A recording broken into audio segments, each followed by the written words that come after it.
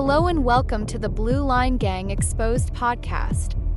My name is Taylor and I am your host. I am a former law enforcement officer for both federal and state law enforcement agencies and a former investigator for the Public Defender's Office.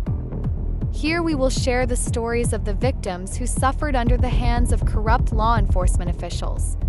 What happens when those who are employed to protect the citizens are the very ones who harm them? What happens when the ones with the badge and guns murder people? What happens when the superheroes who are supposed to be arresting the drug dealers are the ones supplying them? What happens when a police officer pulls you over in the middle of the night and forces you to perform a sexual act on them or go to jail?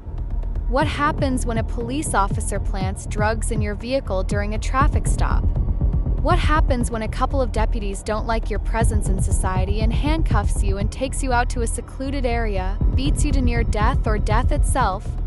What happens when a school resource officer at your child's school is really a sexual predator with a badge and gun? Here at the Blue Line Gang Exposed, we will expose those who wear a badge and gun while committing heinous crimes against our children and our families. Today on the Blue Line Gang Exposed, we are exposing a sex offender who wore a badge and gun as a school resource officer, who went after the vulnerable our school children and was arrested during a high school orientation. Case of Indian River County Deputy Kai Stewart. Arrested, March 2024. Kai Stewart Cromer, age 19, was sworn in as a deputy with the Indian River County Sheriff's Office in Florida, but on the very same day, he was fired and arrested. A student at a local high school recognized him during orientation and reported that he had solicited nude photos via Snapchat.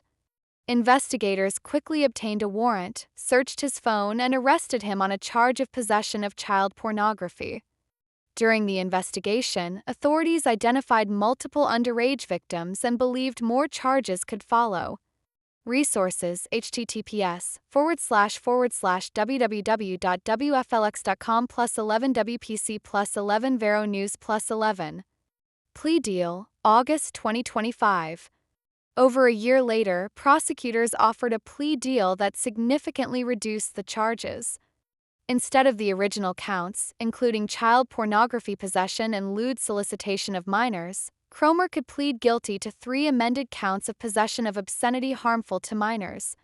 Proposed sentence included 8 months in county jail, 3 years of sex offender probation, including psychosexual evaluations and therapy, 2 consecutive years of felony probation, surrender of his law enforcement certification. Notably, he would avoid sex offender registration under this deal. Resource: https://www.wflx.com.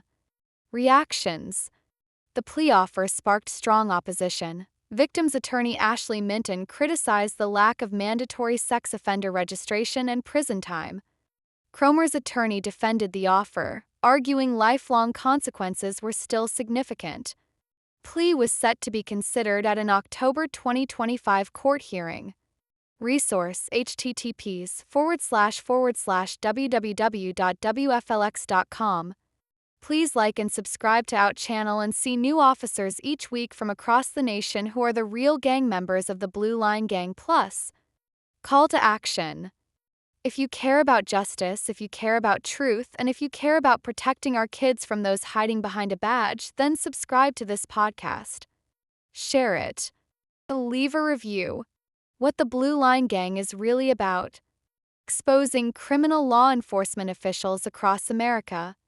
Cases involving rape, kidnapping, child molestation, assault and battery, burglary, drug trafficking, murder, organized crime, bribery and extortion. Shining a light on school resource officers, SROs, and the real threat they pose to children. This is not to say that all SROs are bad, because they all are not, but to educate parents and children that a badge and gun doesn't mean your child is safe. Schools have taught over and over stranger danger. SROs are still strangers. And law enforcement officials will tell you more children are molested by people the child knows and trusts. SROs are no different. They fall into all three categories: stranger, familiar with, and somebody they trust. Join our Facebook page, The Blue Line Gang Exposed, and see all the law enforcement officials who have been arrested for sex crimes against children. This episode is dedicated to the child victims in Florida.